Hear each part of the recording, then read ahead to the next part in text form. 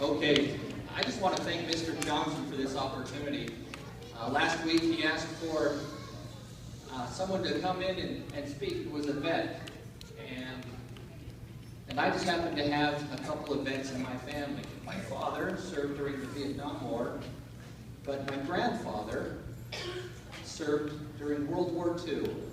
I just want to tell you a little bit about my grandpa.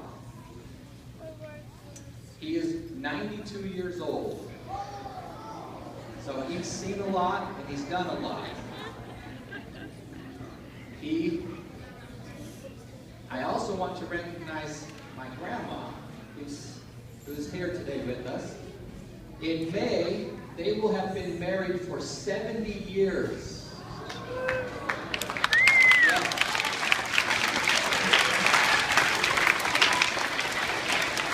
Now, they are both very inspirational to me. I love and adore them. As a young kid, about your age, I remember sitting with my grandpa and listening to his stories. So I know you're going to enjoy this.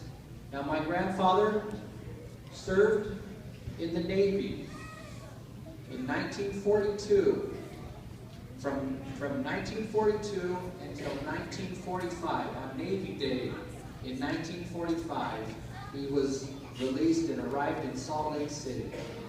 So I want you guys to pay attention, listen. I know you'll enjoy the stories he has to share.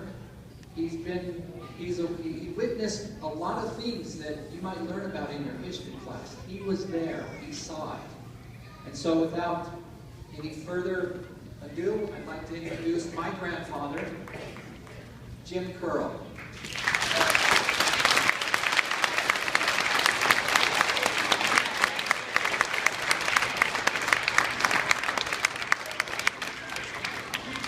While he's walking up, I also want you to know that I have two daughters in this school, and so this is their great grandpa.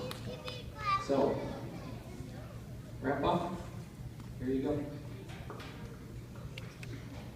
Good morning.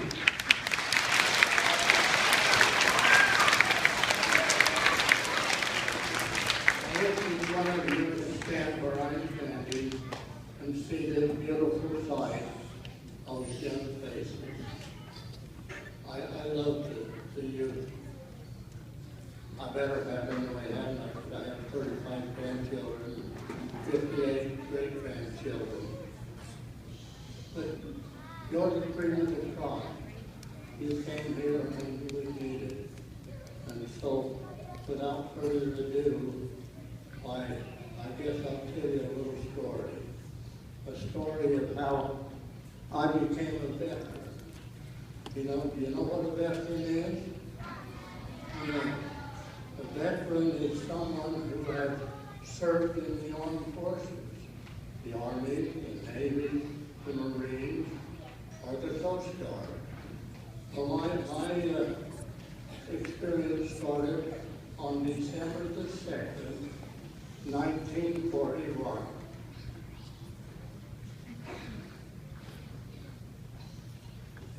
With the Japanese bombard Pearl Harbor.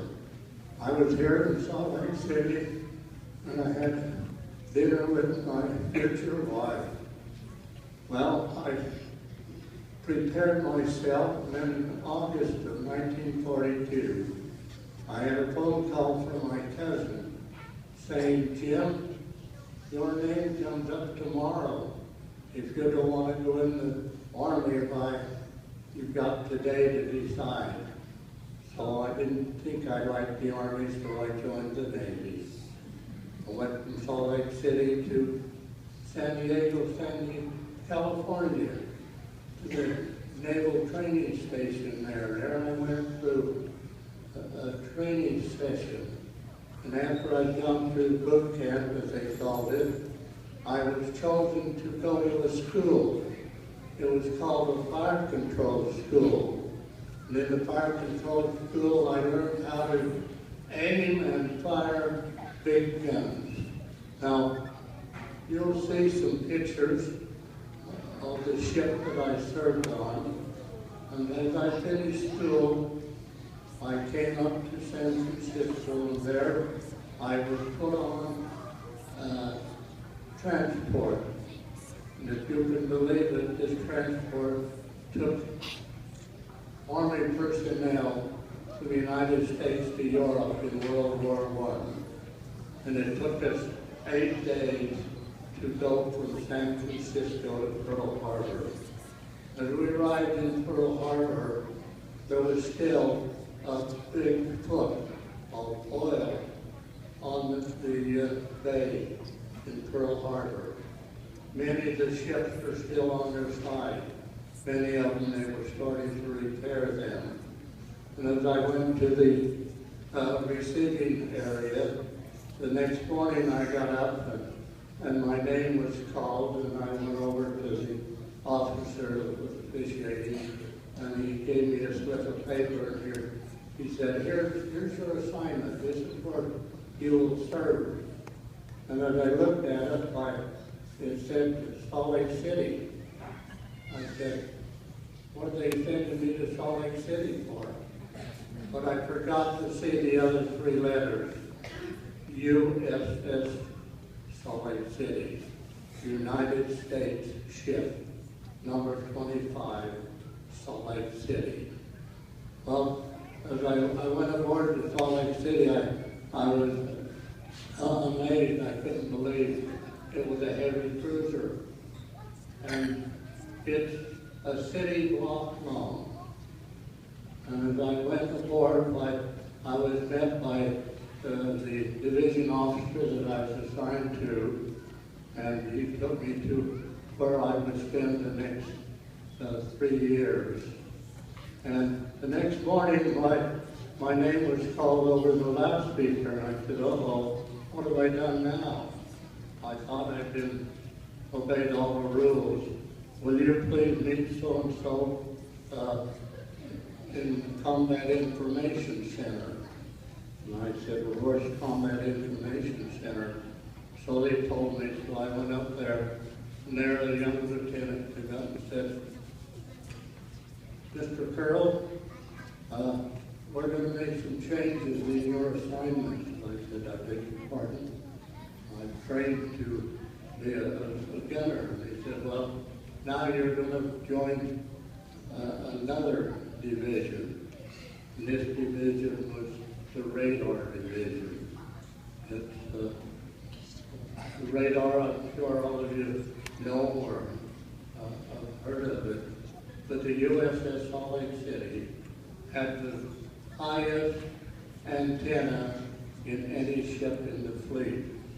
And so it was one of the only few warships that were still in service after the bombing of Pearl Harbor. And so I went aboard the ship, and a week later we sailed, and we were assigned to go to Alaska. And we started out by our captain came aboard ship, and he said, our intelligence has told us that the Japanese are on their way to Alaska.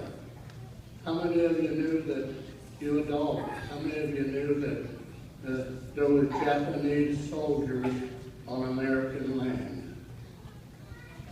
The Aleutian Islands, there was an island called Rat Island, and the Japanese had a force of army there, and they had 3 transports full of soldiers that they were bringing to increase their health so that they could get an airfield built there.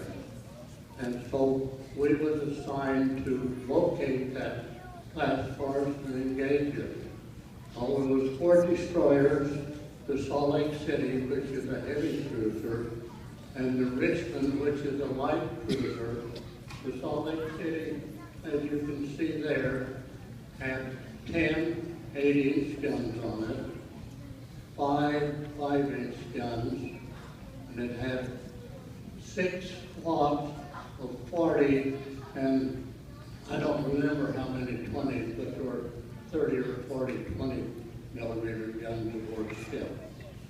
And So, being a radarman, I was in the Combat Information Center, and after about 5 o'clock in the morning, we picked up on the radar a convoy, and we knew what it was. And so, to make it a long story short, that was a long day for us. We engaged the enemy, and it turned out that it was the longest naval engagement in the history of the Navy. 3 hours and 50 minutes of continuous bombarding, firing. We took several hits, and the ship became dead in the water. Our burners were out, and we were dead in the water. And the captain got aboard or on the loudspeaker and said, "I hate to say this, but prepare to abandon ship."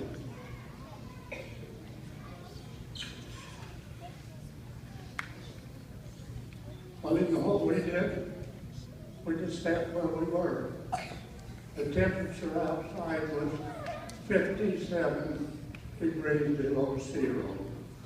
And they would say that we would probably live for maybe 10 to 15 minutes in the water. So we just sat there. Thanks to a wonderful crew of sailors working as hard as they could, they finally got all the water out of the burners and switched to another tank, and we got underway. We lost several seamen, several members of the ship.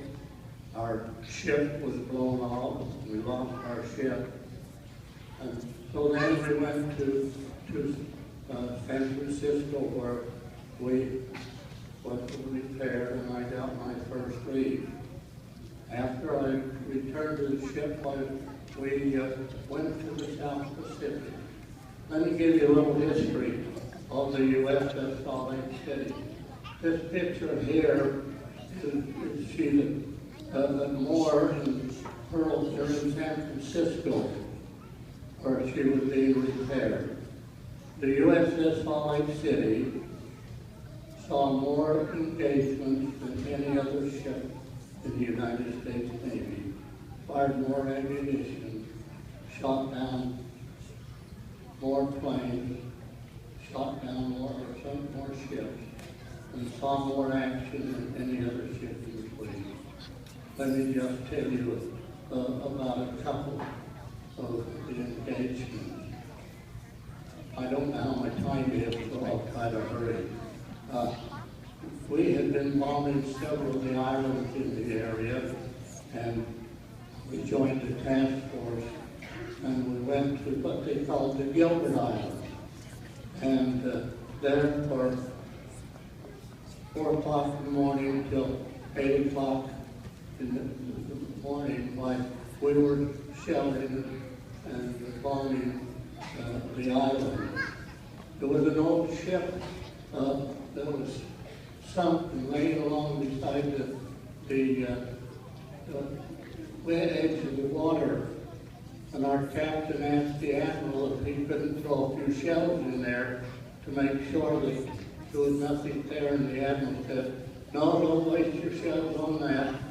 Our intelligence has told us that there's nothing there." So we pulled off a little and continued bombing the beaches. Well, then our landing craft came, and as they came, why, the sides of that ship opened up, and they started firing. I hate to say things like this, but that day, the Marine Corps lost 5,000 men on just one island. Well, if you know what happened then, the admiral said, "Go to it, Salt Lake." So we put about 30 8-inch shells in it, and that took care of that problem. And then the other island, we participated in the Philippines. I'm sure all of you have heard of the island Iwo Jima. Iwo Jima was a fortress. The Japanese had spent years on that island preparing for this situation. And so every week we would go up and bombard the island and go back and get new ammunition. And we were there on the day of the invasion. One morning, about 2 weeks, 3 weeks later, why our captain got a message and said, "Will you take the Salt Lake City around to the north side of Mount Suribachi? The Marines are going to raise a flag on that island that day." There's a picture of that flag in that island. And so we immediately went around and started throwing shells into the area below where there was a raised the flag. And our captain got a little anxious and speeded up a little, and we ran aground. The Salt Lake City went aground and couldn't get off. So we had a perfect picture. I left Combat Information Center, and it's about in the middle of the high part of the ship there. And I went up on the forecastle of the ship, and I was able to see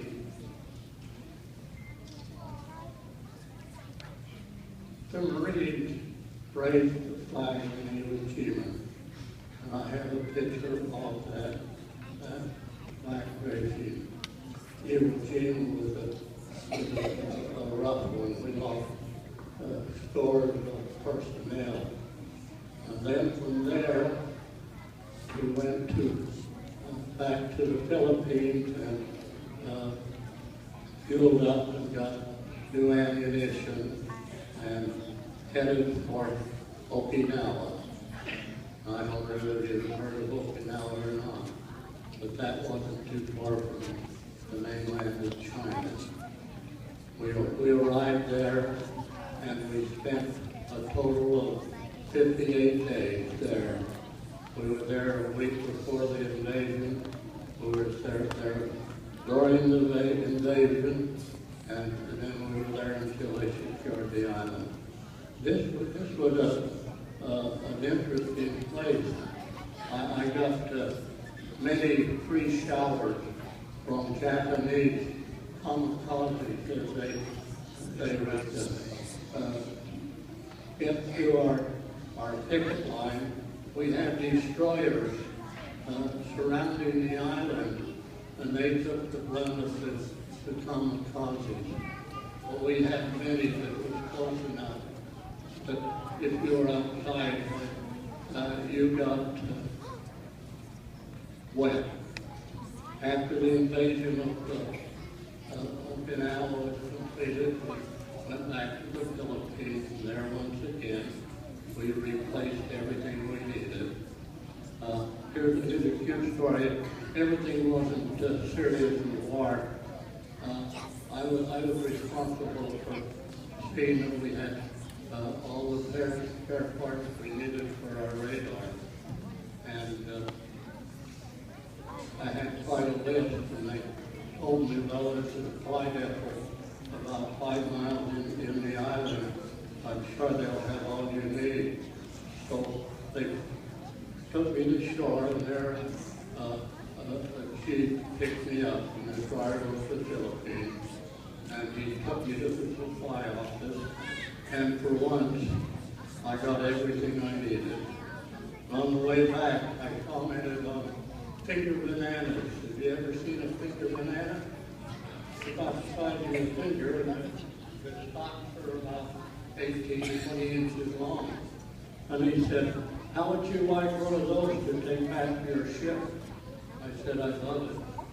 So he stopped the seat, jumped out, and climbed up the tree, cut one down, and gave it to me.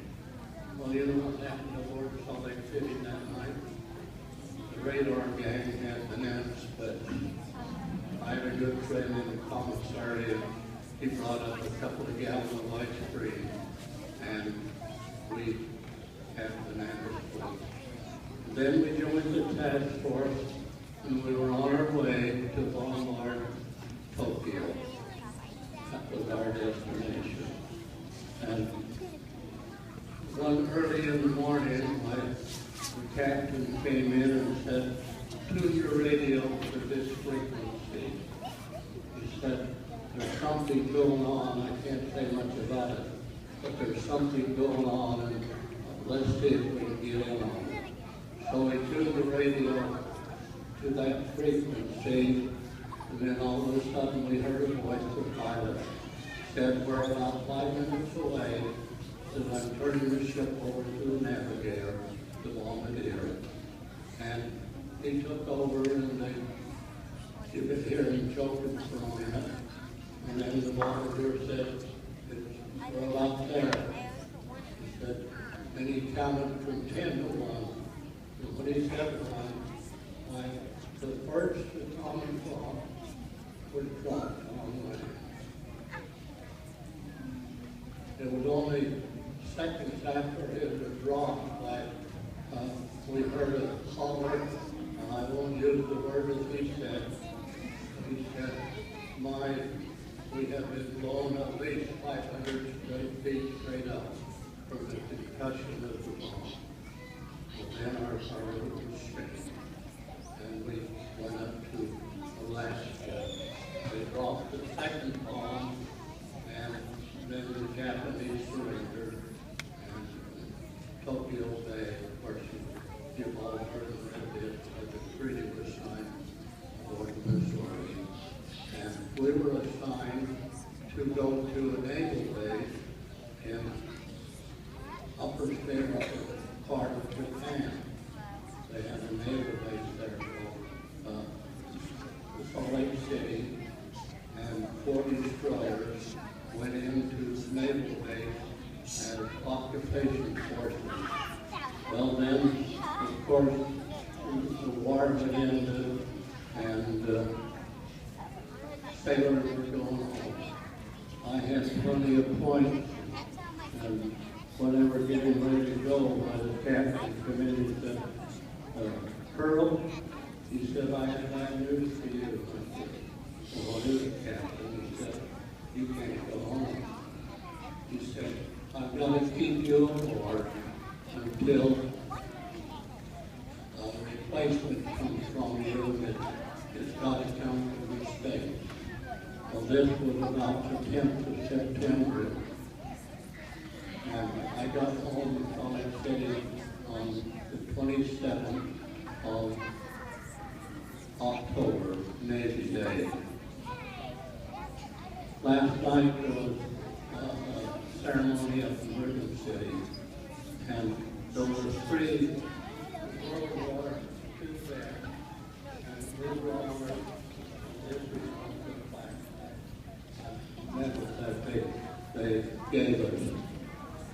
I hope and pray that each one of you will take advantage of the opportunity that is yours of growing and learning, getting the knowledge you'll need to help you in your years to come.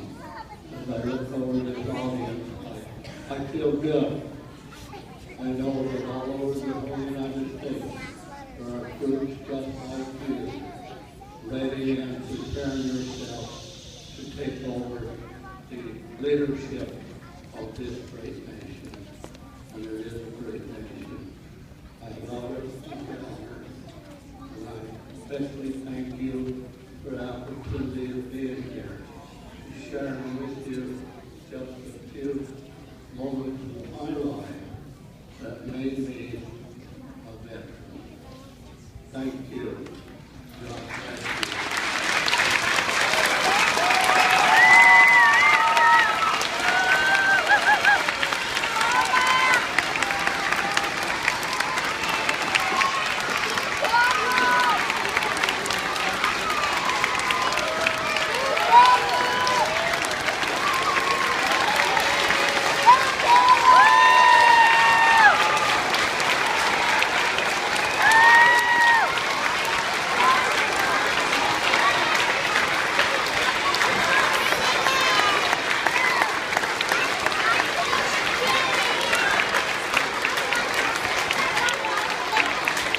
Could we have Mr. Kearl's great-grandchildren come up here? I'd like to get a picture with them as well. You may be seated.